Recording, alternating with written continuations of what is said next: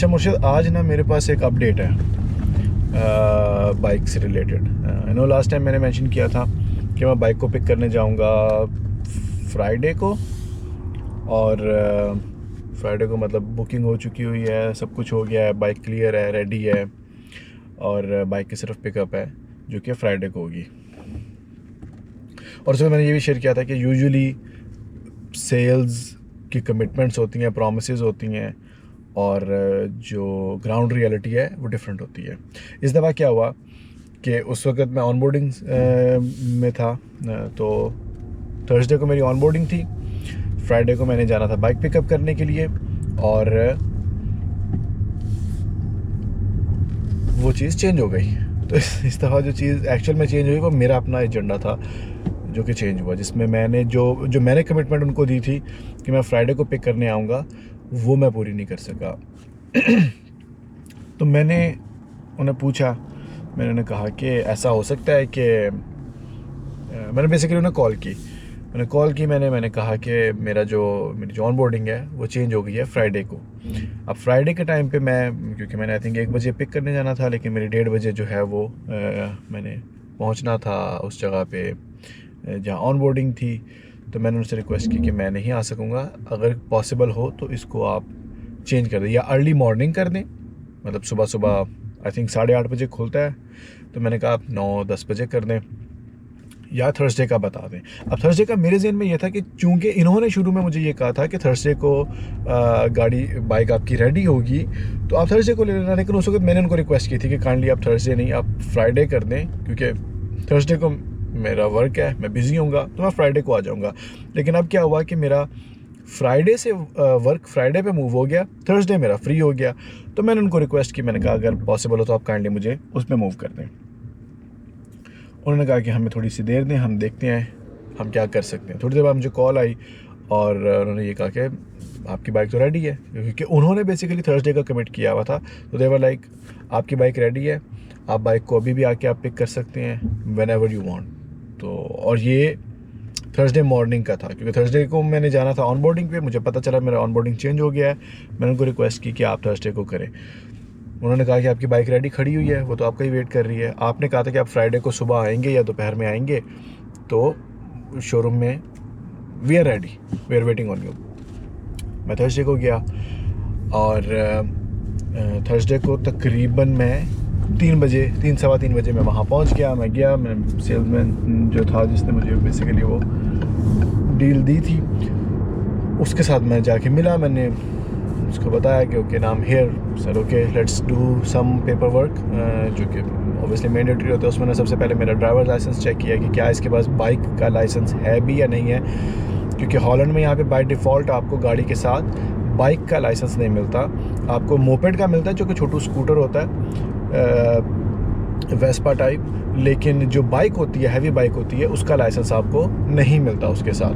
तो उन्होंने वो चेक किया, फिर जो उन्होंने पेपर वर्क साइन करवाने होते हैं कि यस हमने बाइक जो है वो इसको हैंड ओवर कर दी है, वो उन्होंने किया। उसके बाद आई थिंक इस पूरे प्रोसेस में हमें आधा घंटा लगा, और उसके बाद जो है वो उन्होंने मुझे बाइक हैंड ओवर की। उन्होंने कहा ठीक है ये बाइक है, क्योंकि मेरा पहला एक्सपीरियंस था BMW के साथ, तो मैंने उन्हें ये भी कहा कि मुझे आप काइंडली इस पर गाइड भी कर दो कि इसमें क्या क्या फ़ीचर्स हैं, क्या इसकी मतलब सर्विस की क्या चीज़ें हैं, मुझे इसको कब बाइक को जो है वो मेंटेनेंस के लिए लेकर आना है। तो उन्होंने वो मुझे पूरा उसमें गाइड किया। इवन तो डेफिनेटली वो कह सकता, क्योंकि 3 बजे मैं पहुंचा, 5 बजे वो बंद हो जाता है। तो अगेन मेरा एक्सपीरियंस भी है इस चीज़ का कि यूजुअली वो कह सकते हैं कि आप सिंपल है, आप अभी इसको चलाएं, नेक्स्ट टाइम आ जाइएगा, हम नेक्स्ट टाइम आपको बता देंगे। बट नो, एक चीज़ मतलब जितने बाइक के फ़ीचर्स हैं, जितने उस पर बटन हैं, हर एक बटन का, हर एक फ़ीचर का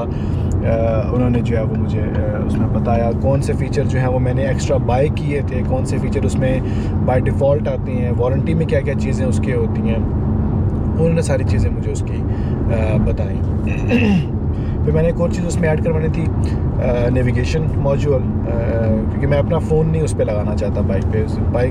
मोटर बाइक की बहुत वाइब्रेशन होती है, डज़न्ट मैटर आप कितना ही एडवांस्ड सिस्टम क्यों ना लगवा लो, उसमें कितना ही वाइब्रेशन आप उसकी क्यों ना डैम्पन कर लो। मैं अपना फ़ोन, जो मैंने अपना मेन फ़ोन रखा हुआ है मैं उसको तो कभी भी बाइक के ऊपर नहीं लगाऊंगा। इट्स नॉट सेफ, आपका फ़ोन ख़राब करेगा। एंड देन अगेन आप फ़ोन अपना ऊपर लगा के भूल जाओ, थिंग्स कैन गो रॉन्ग। तो मैंने उन्हें कहा कि मुझे वो भी चाहिए, इसका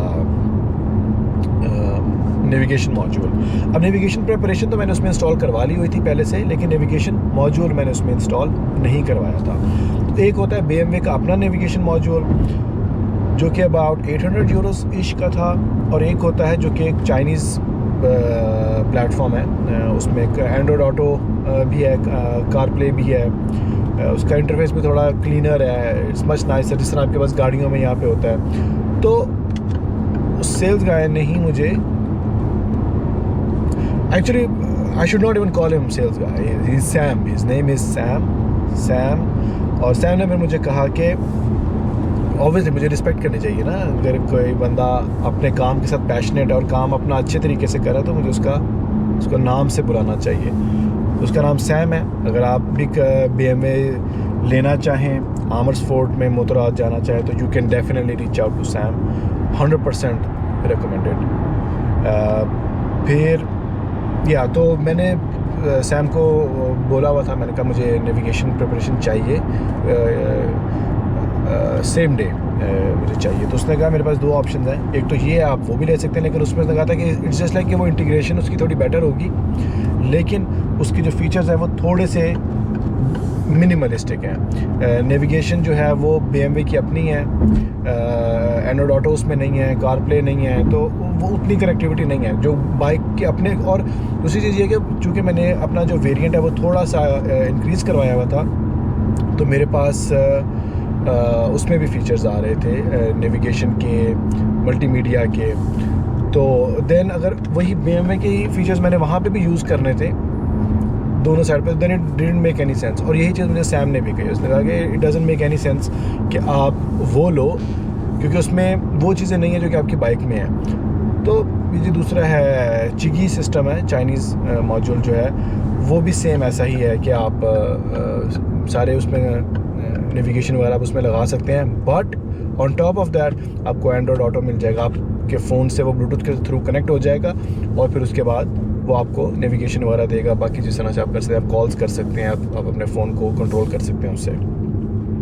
आई वॉज़ हैप्पी, तो still I was not sure. मैंने मेरा भाई मेरे साथ गया, मैंने उसको फिर कहा, मैंने कहा जो प्राइस इन्होंने मुझे यहाँ पे दी है वो प्राइस देखो, और वो प्राइस देखो अगर मैं इस मॉड्यूल को ऑनलाइन ऑर्डर करता हूँ तो क्या होगा, कितने में ये मुझे वहाँ पे इसकी कॉस्ट क्या पड़ेगी मुझे वहाँ पे, और दूसरा कि अगर मैं इसको इनसे ख़रीदता हूँ तो मुझे इसकी कॉस्ट क्या पड़ेगी।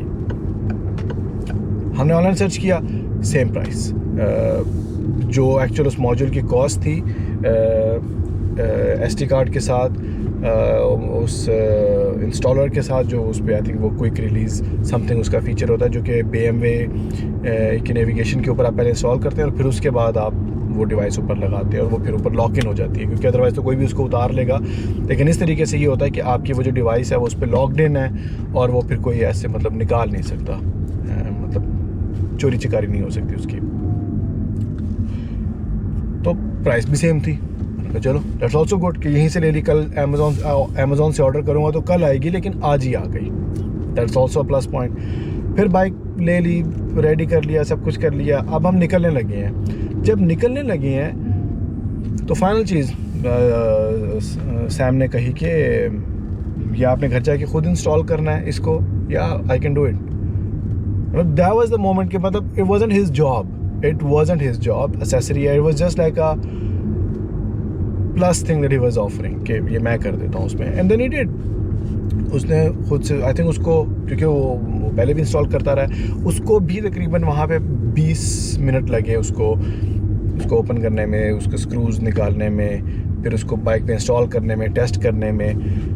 He did it all. I think वो मेरे आधा घंटा उसने वो भी बचा लिया वहाँ पे। तो या इसी तरह बेसिकली कहने की बात ये थी कि ओवरऑल अगर आप में एक पर्सनल अकाउंटेबिलिटी है तो आप एक काम को या एक जॉब को सिर्फ इसलिए नहीं करते कि आपको 5 घंटे का या 6 घंटे का या 8 घंटे का पे किया जा रहा है और आपने सिर्फ वो 8 घंटे ही लगाने, आपने उससे ज़्यादा कोई टाइम नहीं उसमें गुजारना। आप बेसिकली ट्राई करते हो टू ऑलवेज़ गो अहेड, कि आपका जो कस्टमर है आप उसको ऐसा सेटिस्फाई करो, उसको ऐसी सर्विस दो कि वो दोबारा आपसे कुछ चीज़ बाय करना चाहे, वो दोबारा आपसे बेसिकली सर्विस लेना चाहे। आप ऐसे नहीं करते कि मेरा काम था सिर्फ कॉन्ट्रैक्ट निकलवा देना, मैंने कॉन्ट्रैक्ट निकलवा दिया है, अब आगे गाड़ी चले ना चले, टाइम पे मिले ना मिले, मैं वर्कशॉप का नाम लगा दूंगा कि वर्कशॉप वाले इस तरह से हैं, देखिए मैंने तो कॉन्ट्रैक्ट सही करवाया था या नहीं करवाया था। तो अक्सर फॉर एग्जांपल जैसे मेरा पाकिस्तान में मल्टीपल टाइम ये एक्सपीरियंस हुआ है कि जब आप कोई चीज़ परचेज़ कर रहे होते हो तो उस वक्त तो आपको ये बताया जाता है कि ये चीज़ रेडी है, आपने यहाँ पैसे देने हैं, आपको चीज़ मिल जाएगी। आप पैसे देते हो, वो चाहे फ़र्स्ट हैंड है, सेकंड हैंड है, नई है, पुरानी है, वो मतलब जिस किस्म की भी हालत में है, और वो गाड़ी है, घर है, कुछ भी है, आपने जब चीज़ बाय करनी है तो आपको कुछ और बताया जाता है, और जब वो कॉन्ट्रैक्ट एग्जीक्यूशन में आता है, जब आपको वो चीज़ हैंड ओवर करनी होती है तो हालात चेंज हो जाते हैं।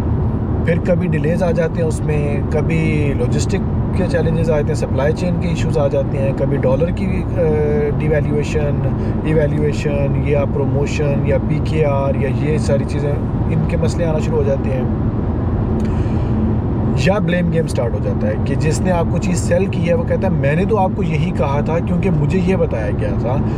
अब जो दूसरी पार्टी है जिसने वो चीज़ डिलीवर करनी है वो ये नहीं कर रहे, और ये मल्टीपल टाइम्स होता है। वो आप कुछ भी लेने चले जाएं, यही आपको स्टोरी सुनाई जाएगी कि जब आपने चीज़ ख़रीदी थी तो आपने चूँकि इनसे बात की थी, अब आपकी चीज़ जो है वो फ़लाँ पॉइंट पे डिले आ गया उसमें, या लेट्स से अगर आप बाइक लेने गए हैं या गाड़ी लेने गए हैं तो वर्कशॉप में कहाँ, इवन तो पाकिस्तान में तो लेबर का इशू ही नहीं है, पाकिस्तान में लेबर मतलब लोग हैं वहाँ पे काम करने वाले, वर्कशॉप रात को 8-8, 9-9 बजे तक खुली रहती है, बट स्टिल आपको एक चीज़ जो है ना वो उनको प्रोवाइड करने में हफ्ते लग जाते हैं बियॉन्ड द एक्सपेक्टेड या अग्रीड अपॉन डेडलाइन।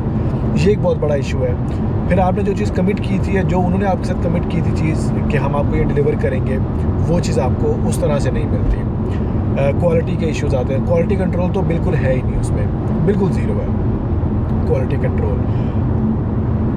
और फाइनली डेफिनेटली जो अकाउंटेबिलिटी है वो नहीं है। मैंने कितनी दफ़ा सेल्स के जो डिपार्टमेंट के लोग हैं मैंने उनसे सुना है कि वो ये कहते हैं कि अगर हम कस्टमर को इस तरह से बातें ना बताएं कि आपको इस दिन को मिल जाएगा या आपको ये चीज़ ऐसे मिल जाएगी, तो कस्टमर हमसे चीज़ परचेज़ ही ना करें, और वहाँ पे फिर कॉन्वर्सेशन जो है ना वो ख़त्म हो जाती है कि अब इसके बाद मैं इसको क्या कहूँ, कि जो खुद एडमिट कर रहा है अपने मुंह से कि अगर मैं इन एक्चुअलिटी विदाउट शुगर कोटिंग, कि अगर मैं झूठ ना बोलूँ कस्टमर के साथ, उसको लारा ना लगाऊँ, उसको सब्ज़ बाग ना दिखाऊँ मैं, तो वो मेरे से चीज़ ही नहीं ख़रीदेगा, मेरी ये चीज़ बिकेगी ही नहीं।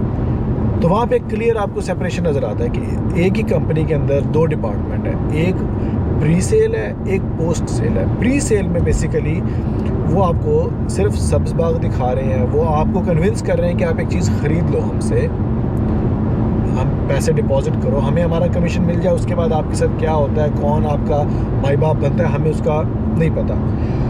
और दूसरा डिपार्टमेंट वो होता है जिसके पास आप बाद में जाते हैं, जो कि वर्कशॉप है या सपोर्ट का बंदा है या वारंटी क्लेम वाले हैं, वो दूसरे हैं। वो फिर आपको वेट भी करवाएंगे, वो आपको ये भी कहेंगे कि अभी पार्ट्स की अवेलेबिलिटी नहीं है, अभी ये चीज़ नहीं मिल रही, अभी लेबर नहीं है, या छुट्टियाँ हैं, या आपकी जो रिक्वेस्ट है वो हमने सबमिट की हुई है, उस पर जो है वो रिस्पॉन्स आने वाला है।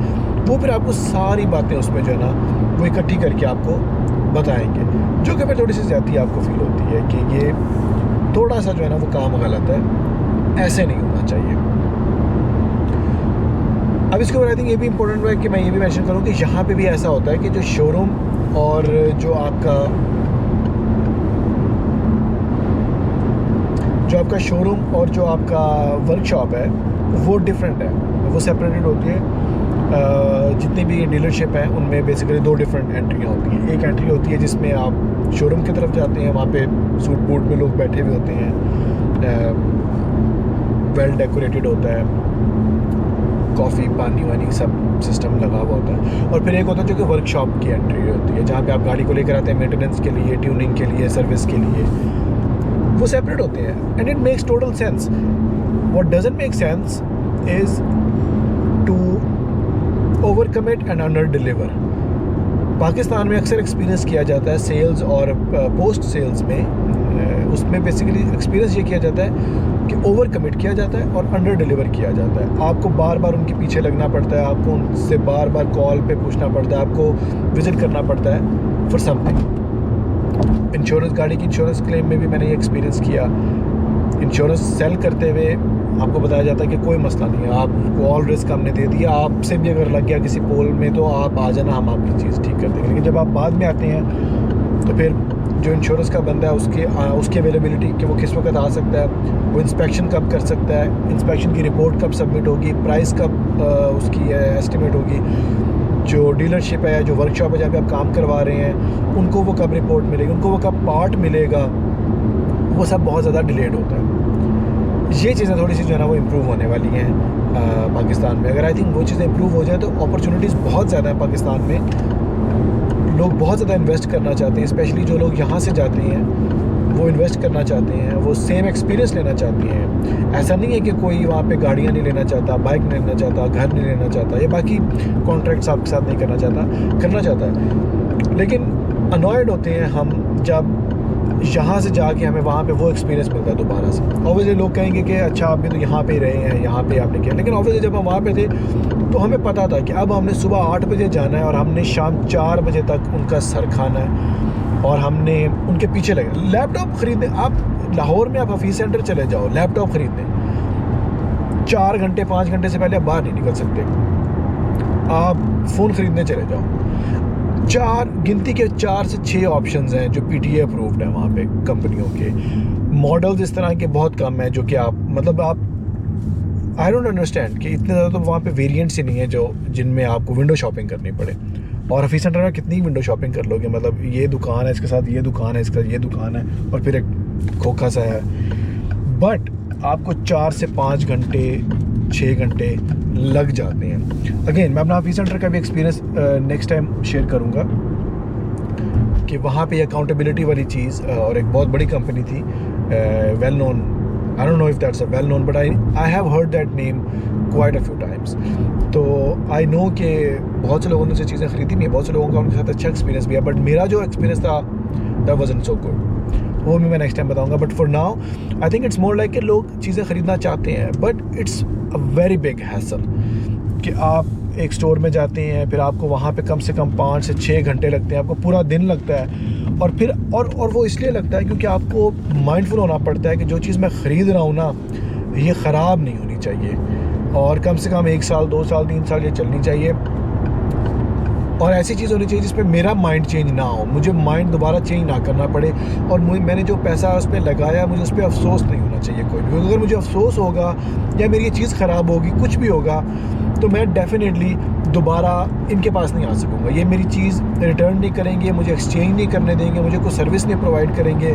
I will be on my own. अगर मुझे इसमें कुछ चेंज भी करवाना होगा तो मुझे वो सारा एफर्ट खुद से करवाना पड़ेगा, मुझे दोबारा पैसे पे करने पड़ेंगे, और मुझे दोबारा 6 घंटे 4 घंटे लगाने पड़ेंगे। सबसे बड़ा हैसल ये है जो कि यहाँ पे नहीं है। यहाँ पे अगर आपने कोई चीज़ ख़रीद ली है तो ख़रीदने के बाद स्टिल आपके पास लीगली 14 दिन का पीरियड है कि आप उसको वापस कर सकते हैं। आपने कहा अच्छा मैंने ये चीज़ ख़रीदनी नहीं है, तो आपके जहन में वो टेंशन नहीं है। अगर आपको लट से वो चीज़ ठीक नहीं मिली या आपको उन्होंने चीज़ को ख़राब दे दी, तो जो रिस्क है वो स्टिल शॉपकीपर के पास है, जो बिज़नेस है उसके पास है रिस्क, आपके ऊपर रिस्क नहीं है। आप उनको कह सकते हैं 1 हफ्ते में 10 दिन में कि नहीं सॉरी ये चीज़ इस तरह से नहीं है, या आपने मुझे गलत कमिट की है, या आपने मुझे चीज़ ठीक से नहीं दी, तो आप कह सकते हैं कि मैं सॉरी मैं ये चीज़ नहीं लेना चाहता, मुझे आप मेरे पैसे वापस कर दें, और वो लीगली आपको चीज़ वापस करेंगे।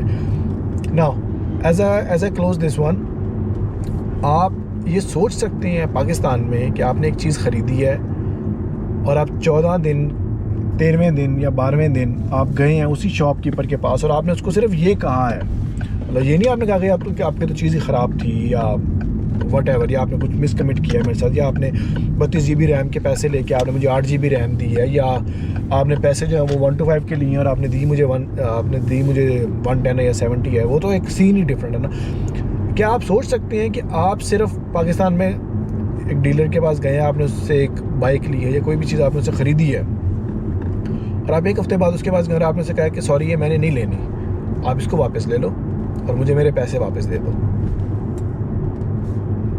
आपको क्या जवाब मिलेगा? सोचिएगा इसके बारे में, and will meet in the next one.